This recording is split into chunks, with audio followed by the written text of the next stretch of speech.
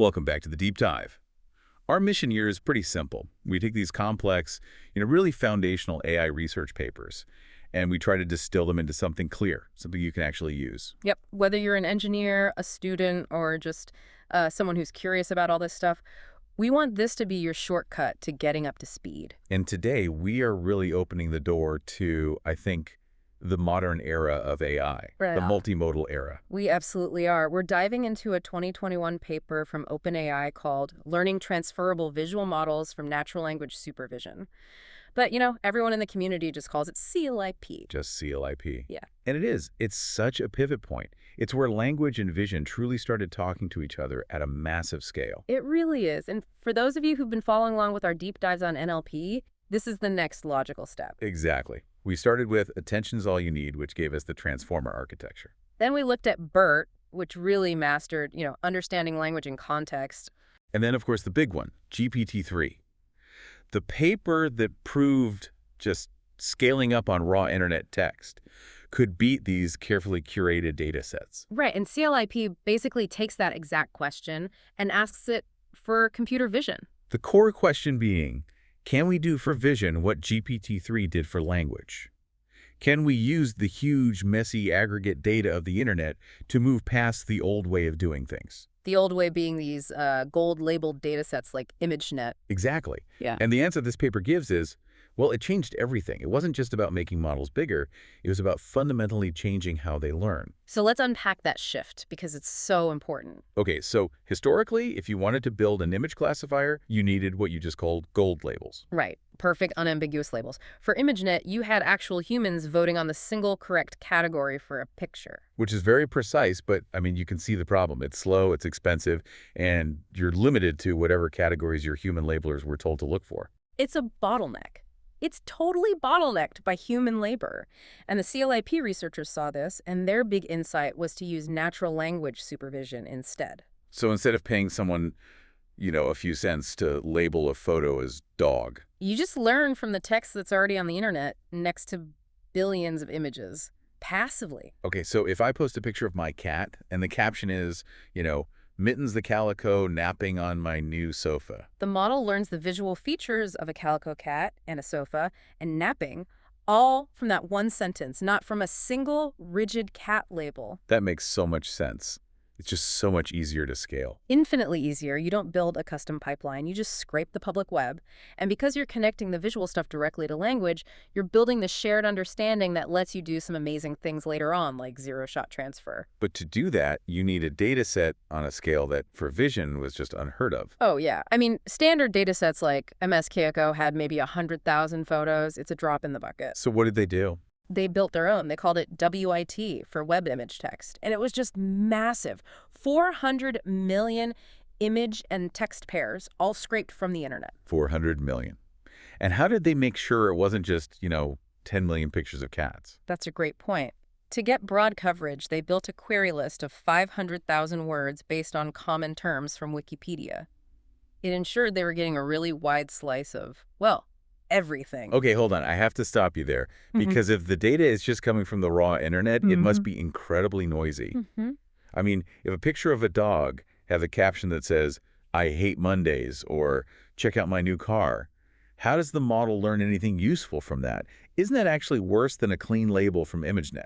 That is a brilliant question, and it gets to why the training method was just as important as the data itself. Okay. Because their first attempt was the obvious one. They tried to make the model predict the exact caption from the image, kind of like other models had done before. And how did that go? It was really inefficient. The paper says a model trained that way learned to recognize ImageNet classes 3 times slower than a simple baseline. Why? Because it's trying to predict random, noisy words. I hate Mondays. Has nothing to do with the dog. It's just too complex a task to be a good learning signal. So that's where the pivot happened. This is the breakthrough. They switched from that predictive goal-guessing the exact words to a contrastive one. And that change alone gave them a 4 times improvement in efficiency. It just completely changed the game. So let's break down this contrastive learning idea, because it really is the engine of CLIP. At its core, it's actually pretty simple. Instead of predicting the words, the model just has to play a giant game of matching. It just needs to figure out which image goes with which piece of text. And it does this with two main components, right? Exactly. You have an image encoder, which takes an image and turns it into a vector, the list of numbers. And you have a text encoder that does the same thing for the caption. And the really crucial part is that both of those vectors, the one for the image and the one for the text, they live in the same shared space. The same shared embedding space. It's where vision and language concepts can actually, meet and overlap. So walk me through it. You take a huge batch of data. The paper mentions a batch size of over 32,000. Yeah, 32,768 image-text pairs. So in that batch, you have 32,768 correct matches. But you have millions and millions of possible incorrect pairings. Tens of millions, yeah.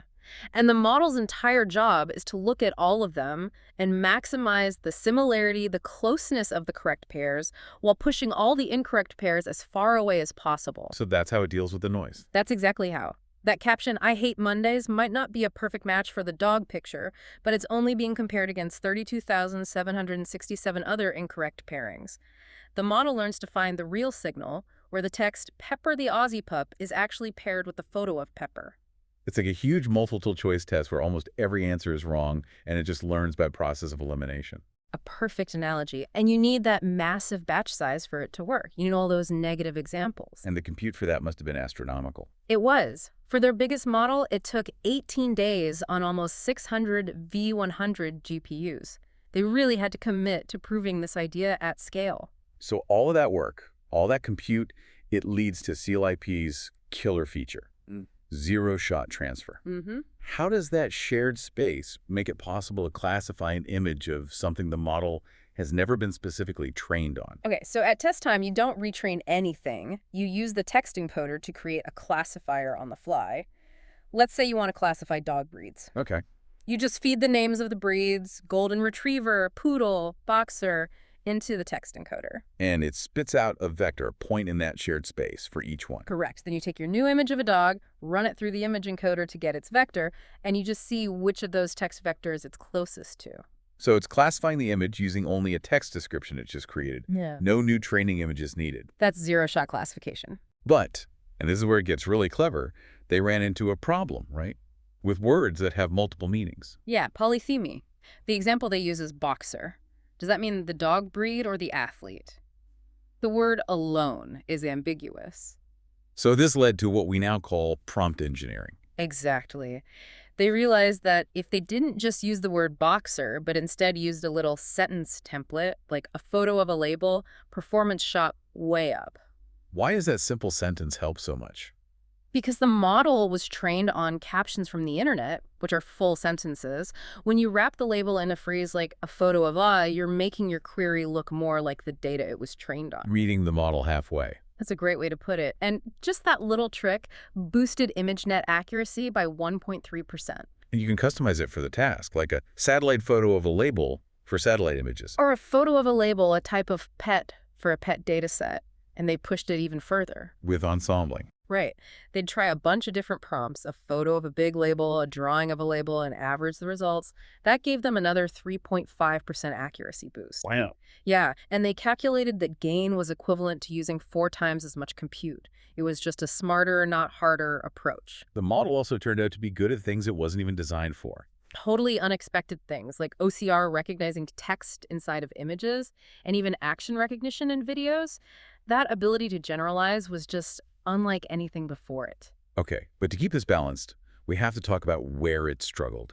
Where did zero-shot CLIP fall short? The paper is very honest about this. It wasn't great at really specialized, abstract tasks, things like counting objects or very niche medical imaging like finding tiny tumors. And also really fine-grained classification, right? Like telling the difference between two very similar models of cars or traffic signs. Exactly. Those tasks require a kind of dense expert knowledge that you probably won't find just floating around in a general web scrape. But there's a flip side to that weakness, which is maybe its greatest strength: robustness.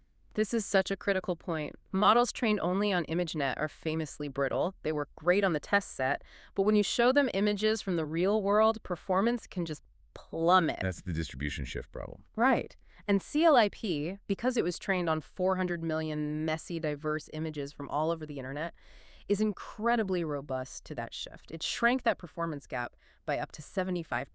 So it might not be the best at a super specific task, but it's way more reliable out in the wild. Much more reliable. Which brings us to one of the bigger societal implications the paper touches on. The idea that anyone can roll your own classifier. Yeah. Since classification is just based on text prompts, you can define any set of categories you want instantly. And that flexibility, that power, it comes with a real responsibility. It does. They ran bias probes and found, unsurprisingly, that the model reflects societal biases present in its training data.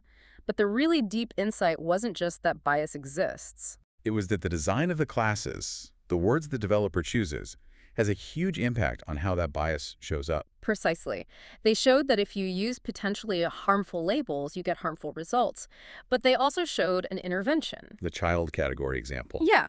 They found that by simply adding a neutral category like child to the list of possible labels, it drastically reduced the rate at which images of young people were misclassified into crime-related or non-human categories. So it's not just the data. It's an active process of how we choose to use the model. The context we provide is critical. It really is. So stepping back, CLIP really feels like the caper that connected the dots. It took the scaling lessons from NLP and found the right mechanism, the pivot to contrastive learning, to make it work for vision. It is the foundation for almost all the multimodal AI we see today. That shared embedding space is the core idea behind DALL, behind Stable Diffusion, behind the vision parts of GPT-4v. It's what taught AI to connect what it sees with what it reads. Truly a landmark paper. But I want to leave our listeners with one final provocative thought that comes from the paper itself. It's about comparing CLIP to human learning. Yeah. This part is fascinating. Because, for all its amazing zero-shot ability, CLIP is still nowhere near as efficient at learning from a few examples as we are. Not even close. The number they give is just striking. On a pet classification task, a human's accuracy went from 54% with 0 examples to 76% after seeing just one single example of each class. Just one photo. Meanwhile, CLIP needed 16 examples per class just to match the human zero-shot performance. So that suggests the next great leap forward isn't just about more data or bigger models. No. The real challenge, the gap we're still trying to cross, is finding that algorithmic breakthrough that lets a machine learn from a tiny amount of new information as rapidly and as effectively as a human does. That's the next frontier.